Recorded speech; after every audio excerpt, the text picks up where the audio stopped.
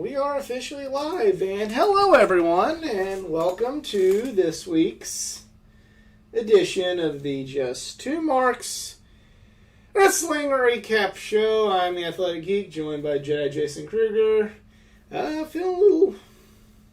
Things have kind of got a little better. We can talk about wrestling in North America and maybe not feel completely like we are glorifying bad people now. It's hopefully the good people are going to continue to rise to the top. But if you've never seen this here program before, this is the Just Two Marks Wrestling Recap Show. Jedi and I have been watching wrestling together for over 15 years. We love wrestling. We love sharing our love of wrestling with each and every one of you out there. However, at the end of the day, just like each and every one of you out there, we are not insiders, we're not wrestlers, we're just fans. We're fans just like each and every one of you. Our opinions are just like all of yours out there. We avoid insider terms because at the end of the day, we're not wrestlers, not insiders. We are just two marks. And yeah, right, yeah, man, and it works. Like good volume. Good volume, and yes. Good volume is important, much like good hygiene. Yes. Speaking of bad, at least, no, I don't want to say bad hygiene, but bad social distancing, let's start with SmackDown. Yes. The fallout from the outbreak. Alright. So, since limited roster situation, SmackDown thought it would be best to open with the Boneyard match because, you know, maybe you didn't see the Boneyard match. And everybody should see the Boneyard match, so have the Boneyard match. Yeah, it's Undertaker's last match now. Yeah. So, yeah. There you go. I mean, I'm okay with that. Yeah, I am too. I mean, I would have liked to have had a real match with him and Cena at WrestleMania. Right. But, you know what? Hey, let's just, hey. I mean, he got, like, all of his greatest hits in one go and got to ride off on his motorcycle. I mean, couple that with the ending after fighting Roman Reigns together, and it's like, yeah, that's all right, you know. We can do with that. I could live with that. It's wrestling. I mean, it could be like Ric Flair, where he went out in WWE and then just forget about that whole TNA thing. It didn't happen. Other than a great segment with him and Jay Lethal, nothing happened. Nothing happened in TNA. So, after that, they decided to have a Fatal 4-Way match, and I don't think...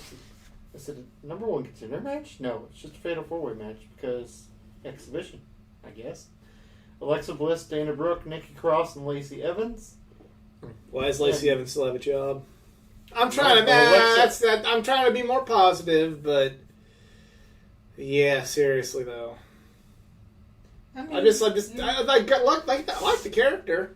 I mean, and I guess I am hypocritical to an extent where I'm all about Britt Baker's character and not really so much about her wrestling, but I feel like Britt Baker is a little bit more capable than Lacey Evans. My opinion. I don't know. It feels like their roster is so thin on women right now, which is messed up because they have all... It's kind of messed up. I don't know how they've managed that. Anyway, let's see... What's her name? Wow, I can't think. Nikki Cross. Yes. Nikki Cross won that match. Good job, Nikki Cross. In a kind of odd thing, we had an 8-man tag. Yeah. New Day and the Lucha House Party versus Cesaro, Nakamura, Miz, and Morrison. Interesting pairing. And the Lucha House Party took the win. That is something straight out of random generated universe mode on a very, very bad 2K game. Baron Corbin talking crap about Undertaker. Apparently Jeff Hardy's a big Undertaker fan, so he said no. Next. I don't know. Jeff Hardy beat Baron Corbin, so that's good at least. Then Baron Corbin attacked people. People attacked Baron Corbin, and Braun Strowman said, I hate Baron Corbin, and slammed him. SmackDown. Smacketh down. Yes, indeed.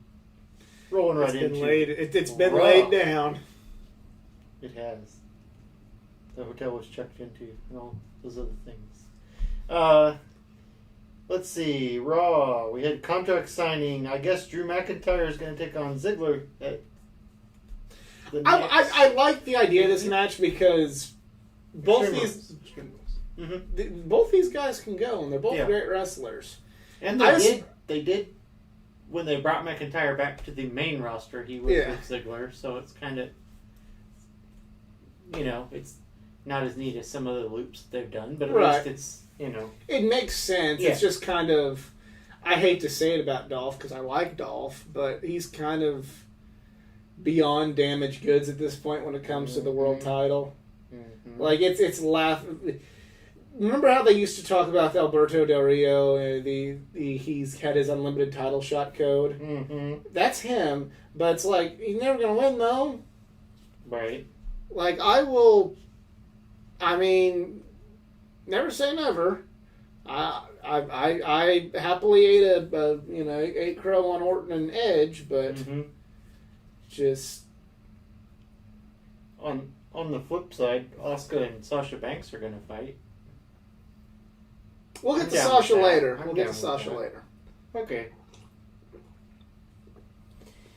Let's see. Big Show wants to fight Randy Orton, but Ric Flair says no. Because Ric Flair and Randy Orton are BFFs now. I mean, it makes sense, and they're getting Ric Flair on TV. It's just kind of. On the flip side, all this stuff is going on in 2020, and we got Ric Flair on TV. An elderly man. Stay home, Rick. An elderly man in Port Health, and I'm repping Rick right now. I mean, I'm wearing a Ric Flair shirt, but I mean, come on, you've died like twice and come back. Let's not push it. Just saying. I mean, he's had his ups and downs. Yeah. Oh well, he ain't scared. He's Ric Flair. Woo! And Angel Garza and Andrade took on the Viking Raiders and won. Let's fuck the Viking Raiders some more. Why don't we? Right? I guess Viking Raiders finally got tired of playing sports with the Street Profits. Yeah. That built to nothing, apparently. Did one of them get sick or something? I don't know. I haven't heard anything about that. I just wondered. It's kind of like, well, wait, what? Why? Yeah. Why though? Why? But hey, here's why. There you go. But let's talk about what everybody came here for. Yes, indeed. R-Truth defeated Akira Tozawa and the Ninjas to regain the 24/7 365 championship. 24/7/11 European Television Championship. Exactly. I always mispronounce it.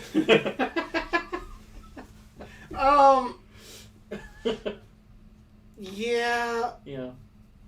I mean, why does Akira Tozawa have to have ninjas? I know, right? Because the company is ran by a racist. Yeah, I'm saying it. I don't care. He don't care. We all know it.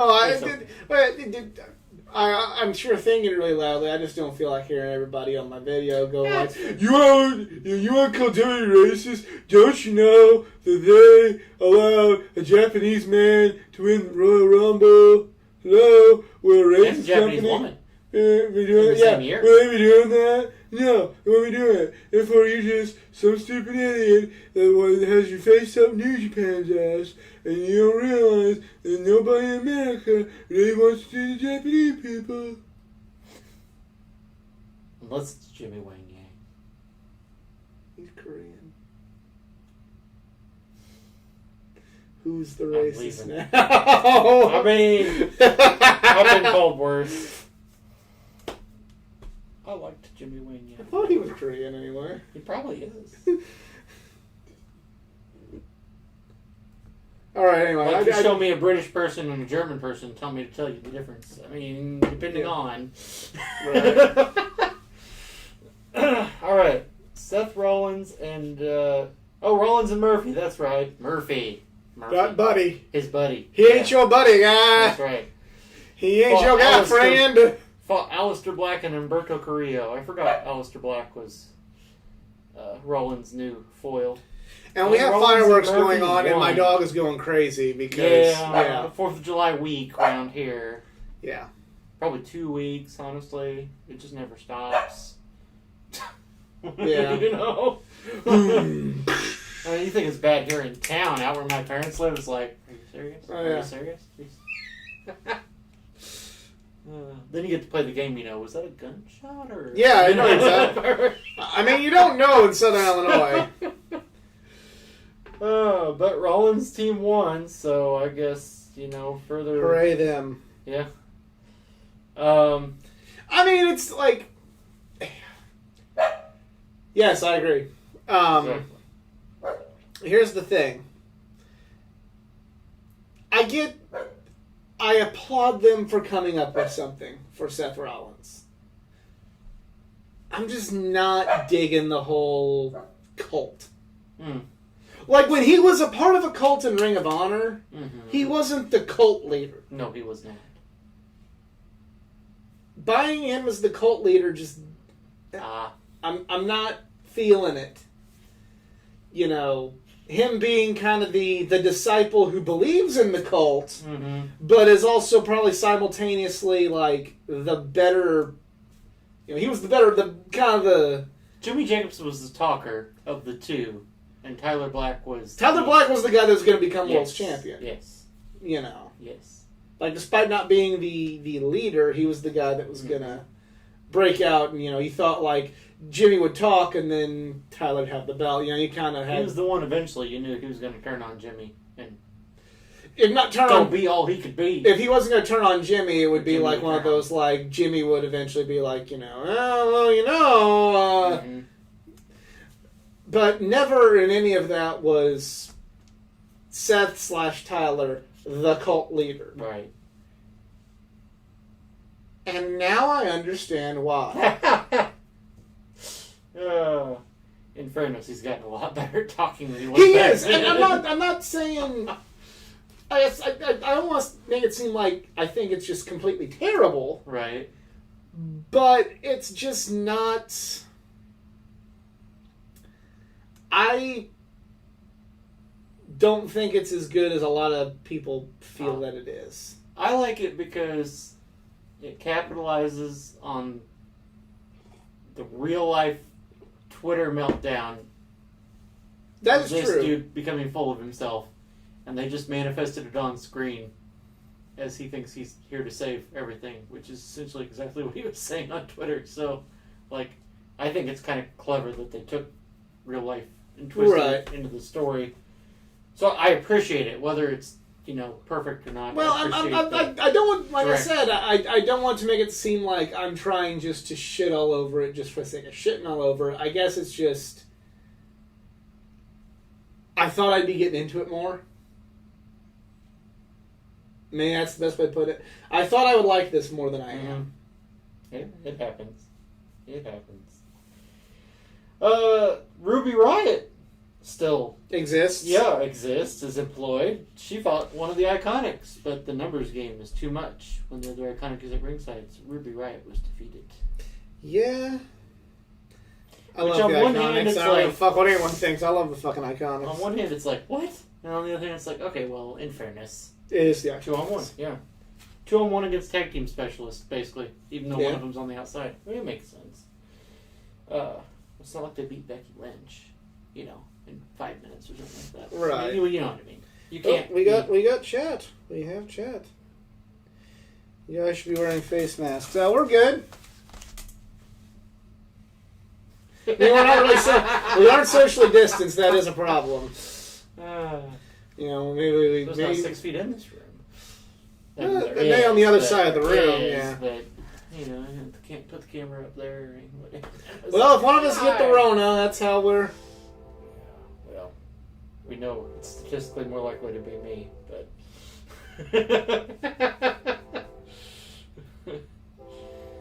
But yeah.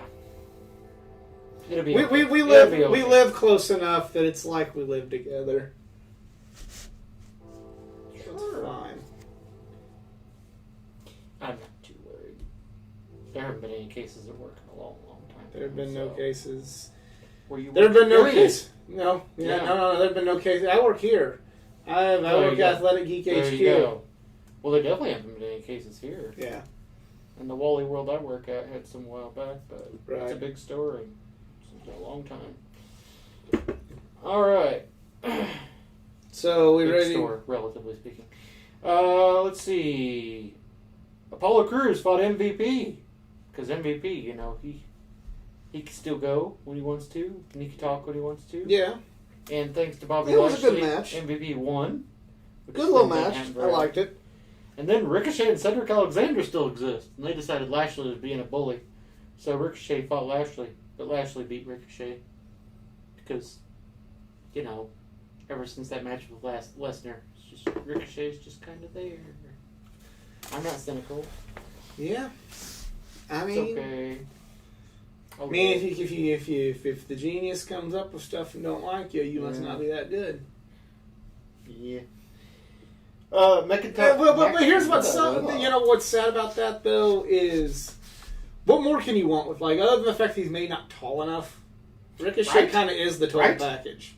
Ricochet. And if they let him actually fucking show his personality that he had in, like, Dragon Gate. Mm-hmm. You know what I mean? Right. I mean, sans the mask, he's basically the new Rey Mysterio for WWE. I mean, it's probably the Prince Puma again, but still. No. I don't know. That just, I mean, they could, but... No. I agree with you, but, like, if they really wanted to. Well, that's what it is. It's the mask. Just put on a mask.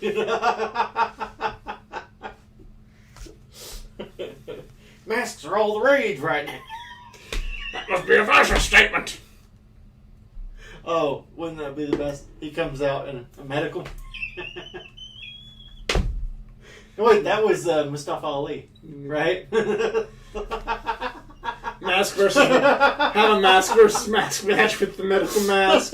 Loser might get... Rangers thing. Loser might get COVID. It's getting around this fucking place. Oh, jeez. Alright, Drew McIntyre and Asuka teamed up to take on Sasha Banks and Dolph Ziggler because... basically showcasing the main event of both divisions for the pay-per-view. But in a fancy mixed tag match.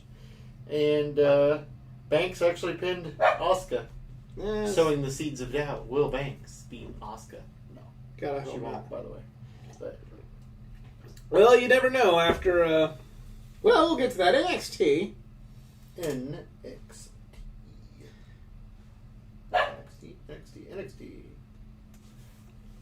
Alright. Oh, I'm scrolling the wrong spot on NXT. Of course I thought it was a really... Other than the pettiness of, like, hey, y'all doing something? Well, we're doing something, too. We're doing something Dusty created against Dusty's son. Ain't that great? Aren't we great? We're great, aren't we? Hey, you know, I mean... Yeah, because they've always been about fair play. Yeah. And honor. That's why they're the fucking best thing ever, man. A fatal four-way elimination match to determine the new number one contender to Io Shirai's NXT Women's Championship, or NXT Championship if you prefer.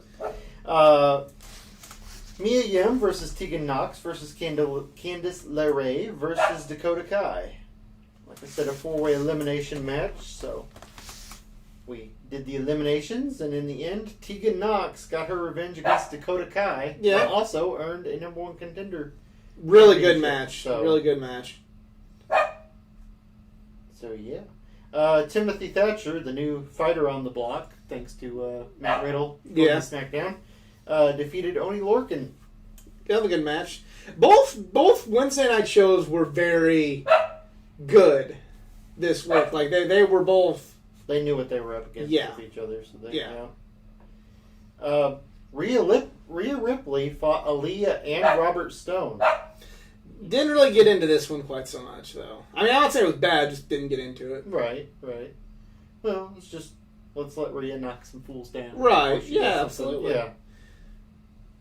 So that's fun.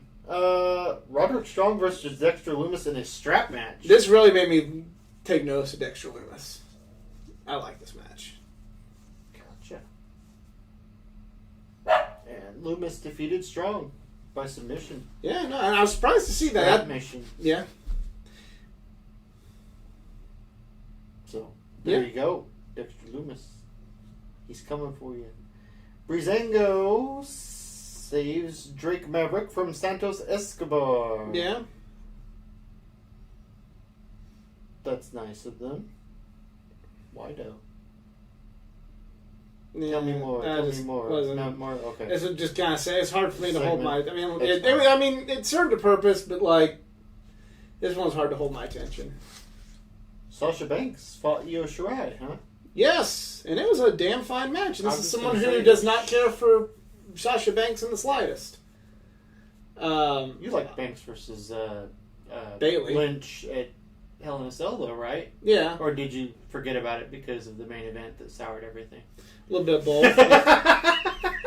Sasha Banks is kind of in the... Sasha Banks, if I'm only excited about Sasha Banks, I'll give her credit. She can have good matches, but it's like... I'm not sold on Sasha Banks, ever. If you're like, Sasha Banks is going to be wrestling a match, I'll be like, okay, what else is on the card? Fair enough. But if you're like, hey, at least you're not Becky Lynch and Sasha Banks, okay, I'll get into that. I like Becky. At least you're not questioning why Sasha's still employed. Yeah. So she serves a purpose. I just don't. Right. I hear you. I don't buy into Party City, be a diva playset, Sasha. I don't buy in. She's a villain right now. Yeah, that does make it better, but I still don't buy into the whole like, dude, I'm so cool. I swear that would be my 4-year-old. Yeah. If she were to turn into a wrestler tomorrow, it would be something like Sasha Banks. Probably more princess dresses and royal stagecoaches, but still, same energy. Well, there you go. Yeah, I've got a literal diva on my hands with that one. And I will say this about it did work when they first started, like the women's revolutions. Like, hey, they're trying to be women, not divas. Here's a diva. Right. Everything serves a purpose. I'm not like one of those where it's like I'm not one of those wrestling fans where they're like, I hate this person, so therefore they should not exist in wrestling. Right. But Right. I just a couple that just shouldn't exist in wrestling. Yeah. But for legit real life reasons, not for their gimmick. But I mean, I get it. I just kind of like, oh, aren't you excited about the boss? Not at all. But she had a good match, so give him what credit's due. So there were shenanigans, and Bayley got involved, but then Asuka green-misted Banks, and so Shirai defeated Banks. Yeah, so, and I was surprised to see that, actually. Is Shirai currently a good guy or a bad guy? Because she was bad. a villain. Okay. Kind of still a villain. bad. Okay. I feel like it's bad. I don't know. Maybe I'm not. Maybe I'm either missing something. evil or shades of gray. Depends on who she's fighting. Kind When of. fighting Banks, the de facto good guy, I suppose. Yeah. Since Banks and Bayley are the villains, for sure. Just me asking questions that don't really have answers. It's okay. That was NXT. And now it's time for AEW. AEW, not just Dynamite, Fyter Fest. Dee-dee. Fyter Fest. I always loved the thing from last time where it was Kenny supposedly put it together, and they had it's like on YouTube. Just go watch it. They had the Fyter Fest promo or something like that. Yeah, they had the Cody, the pictures of the rest of the Elite dancing, and like it's just Cody tapping his toe. Well, gotta show all that dancing acumen. Alright, so we started off with MJF and Wardlow versus Jurassic Express. Really like this. I'm really starting to get into Wardlow. He kind of took the fall in this one, but I'm really digging it, and I like. I think eventually they're gonna slow burn it, but Wardlow's gonna turn on MJF. Well, who wouldn't? Eventually. Touche. Hikaru Shida defended her women's championship against Penelope Ford. I really like this. Probably, like taking notice in the strap match. Mm-hmm. this is what really made me take notes of Penelope Ford. This was a good match for Penelope. You know, I've never really got into Penelope Ford too much. Her match was Statlander was very okay. It happened. Yeah. But this one was really good. Now, this could be a matter of Hikaru Shida really being a damn fine champion. I mean, hey, AEW fucking needs that. They need a women's champion like that, so job well done. Best Wardlow, I'm not going to say no because it was a good Wardlow match, but I did really like the cage match with Cody, though. I'm not taking anything away from the Wardlow match, but the Wardlow cage match is probably one of my favorite matches this year with Cody, so maybe that's why I wouldn't go that far, but it was still a damn fine match. Absolutely. Sounds like Wardlow has good matches, considering he doesn't have a... Yeah. So, but anyway, yeah, of course, Shida did win. She did retain her title against Ford, but Ford had a good showing. Cody defended the TNT Championship against Mr. Jake Hager. Well, I will, without question, say this was probably Jake Hager, Jack Swagger's best match. I mean, even without the crowd, like, it was still, like, Cody brought the best out of Hager. Awesome. And I really liked it. May not, Cody's had better matches, but for somebody who's not known for being a good wrestler, and for somebody else who's kind of, at least among some of the more cynical AEW fans, like, why aren't they signing, this isn't New Japan, what the fuck? They're those kind of, who kind of don't like Hager's inclusion. Like, that's just the epitome of them trying to be a sports entertainment. I hate that. I thought they were going to be like New Japan. A lot of people shit on Hager for that. And to be fair, like, his match with Ambrose, while I feel like it'd be better with a crowd, it wasn't very good. That's probably Hager's best match in his career, my opinion. Best one match to date? I can maybe say that. Yeah, I could. Cool. I would not argue with someone with that opinion. Absolutely, cool. I think that's fair. I think Shida might be the person to finally really help the division grow. Cool. Private Party took on Proud and Powerful. I like this match. I'm really getting to become a Private Party fan. Like I like that. Team AEW is bound and determined that you will be. Yeah. not that that's a bad thing. Just saying they're like. From the Young Bucks match and their upset of the Young Bucks in the tournament to just the TNT Mark Quinn. Mark Quinn for the TNT title. Yeah, like I'm really getting into this. Really getting into Private Party. And they defeated Proud and Powerful. Let's see. And we had, speaking of tag teams... Not really a bad man. Yeah, it was, everybody can, complains that they lost the ratings, so therefore they failed, but it's like, they gained Ray. Hey, Ray, it's you! Yeah, but AEW still won the demographic, and they got, 100,000 more viewers than the week before, so...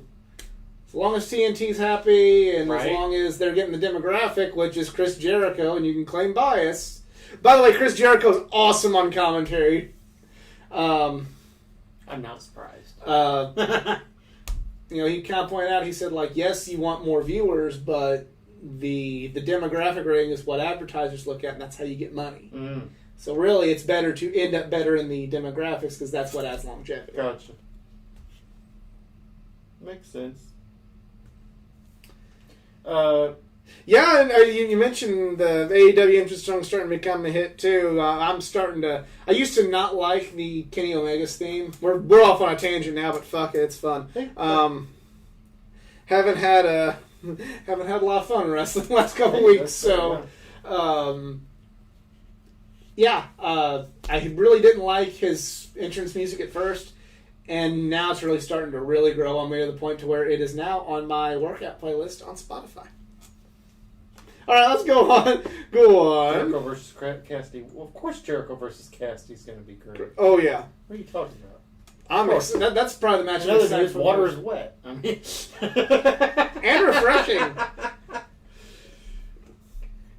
Kenny Omega and Hangman Adam Page defend their tag team championships against the Best Friends. I really like in. Well, first of all, Trent's mom drove Best Friends in the ring in a minivan, and even did not let Trent leave until she kissed him. And when that happened, I believe that the Best Friends were going to win it. I'm like, this is fucking it, you guys. This is it. It is Trent and Chuck's time. It is time. And I was actually rooting for them. And for the first time ever, I really was disappointed in a Kenny Omega Hangman Page win. I'm like, damn. But they're facing Private Party next week, so that'll be great. Yeah. And then they kind of teased a potential match with FTR down the road. Saw that. So, yeah, that's... Or Reddit, I should say. I should say Reddit. Yeah, and what was bad with Omega's song at first was they had that long intro where you're kind of like brought down. You know, they don't have the... It didn't have the oomph of his New Japan music. So, yeah, that's pretty much, I would not have a problem with FTR versus the Drunken Lovers, if you will. And possibly that'd be who they drop the titles to set up the title match with the Young Bucks. But overall, it was Wednesday night was a great week for wrestling, and we'll some point in probably tomorrow or Saturday, not Saturday, tomorrow or Sunday, be covering the New Japan Cup with Charloco. So really great stuff happening right there. I'm going to save most of that for that episode. Tune in for that if you're following the New Japan Cup. Having New Japan back is great though, and they've had a lot of good match of the year candidates in this tournament, including some from Yuji Nagata. Good. That's one of the rare wrestlers Jedi's wife likes. It's true. It's true. And that is it for us this week. Thank you, everyone, for joining us. If you enjoyed this video, please give a like, share, subscribe for more content. Well, we're kind of lacking, with the other content, but it will be around. I do have content on my channel with comic books, anime, gaming, and all things geek culture. Videos will be coming back. It's just kind of... At this point in time, it's hard to really get a lot of people together to read a comic book and discuss it or do commentary over a movie, but do that. Check those out, and definitely check out the Geeking Out podcast. Got some more interviews lined up. Got some other special things with that in the works, so really, that's become a pride and joy of the channel. I'm not knocking this show, but that's becoming something I really get excited for, so please keep checking those out. And, if you enjoy, like, share, subscribe. Follow me on social media, facebook.com/athleticgeek89, Twitter @athletic_geek89, and Instagram @athleticgeek89. Jedi has no social media, but hit me up. I'll forward the message if you have a question for him. For Jedi Jason Kruger, I'm the Athletic Geek. We're just 2 marks, and we're out. Have a good one.